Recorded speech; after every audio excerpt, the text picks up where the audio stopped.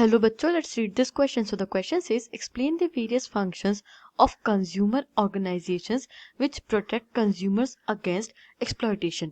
ऐसे functions बताइए consumer organizations के जो कि consumers को protect करते हैं exploitation के against. Key concept देखते हैं. Key concept is exploitation of consumers.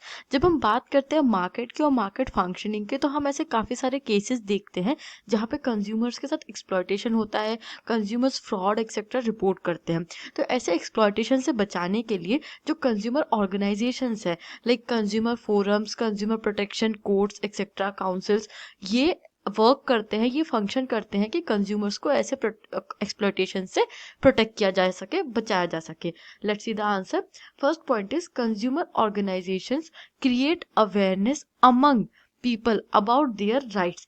Till 1970s, consumer organizations were largely engaged in writing articles and holding exhibitions. अब जो consumer organizations है वो क्या करते हैं, उनका सबसे मेजर फंक्शन है कि वो अवेयरनेस क्रिएट करते हैं. अगर सोसाइटी में लोगों के बीच में अवेयरनेस रहेगी about their rights and about their duties, तो एक्सप्लॉयटेशन होने के चांसेस बहुत ज़्यादा कम हो जाते हैं. हम देखते हैं कि 1970s तक के जो भी कंज्यूमर ऑर्गेनाइजेशंस थी इंडिया में, वो मेजरली राइटिंग और पब्लिशिंग में या एग्जीबिशन लगाने में इंडल्ज थी. वो ऐसी एक्टिविटीज करती थी जिससे कि लोगों के बीच में अवेयरनेस आ सके. Next is they form consumer groups to look into the malpractices in ration shops and overcrowding in road passenger transport. अब देखिए, जो कुछ प्रैक्टिसेस होती हैं ऐसी जो कि लार्ज लेवल पे प्रेवलेंट होती है, बट हम उसे बहुत नॉर्मल समझ लेते हैं.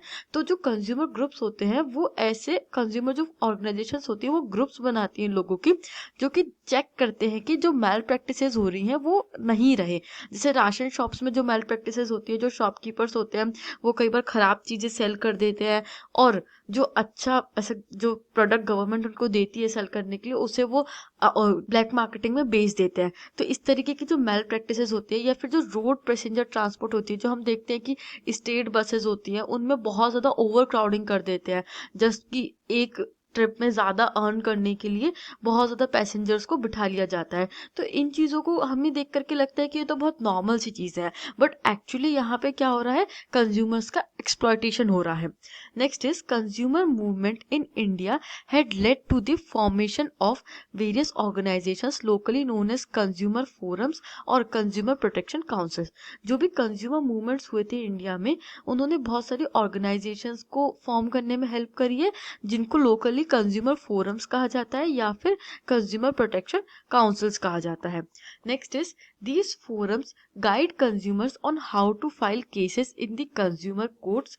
On many occasions they also represent individual consumers in the consumer courts. अब ये जो forums है, जो consumer forums है, consumer protection councils है, ये क्या करती है, ये consumers को guide करती हैं कि अगर किसी consumer के साथ कुछ गलत हुआ है तो उसे guide करेंगे कि आपको कैसे कोर्ट में फाइल करना है, केसेस कैसे फाइल करनी है. और काफ़ी सारे ऐसे ओकेजन्स होते हैं जहाँ पे जो इंडिविजुअल कंज्यूमर्स होते हैं उनको ये जाकर के कंज्यूमर कोर्ट में रिप्रेजेंट भी करते हैं, उनको जस्टिस भी दिलवाते हैं. Next is these voluntary organisations also receive financial support from the government for creating awareness among the people. अब जो इनका मेन फंक्शन है अवेयरनेस क्रिएट करना, इसके लिए गवर्नमेंट भी सपोर्ट करती है, वो फंड्स देती है, फाइनेंशियली सपोर्ट करती है इन वॉलंटरी ऑर्गेनाइजेशंस को, जिससे कि जो मार्केट्स है वो बेटर तरीके से फंक्शन कर सके और कंज्यूमर्स का एक्सप्लॉयटेशन रुक सके. I hope you understood this question. Thank you and best of luck.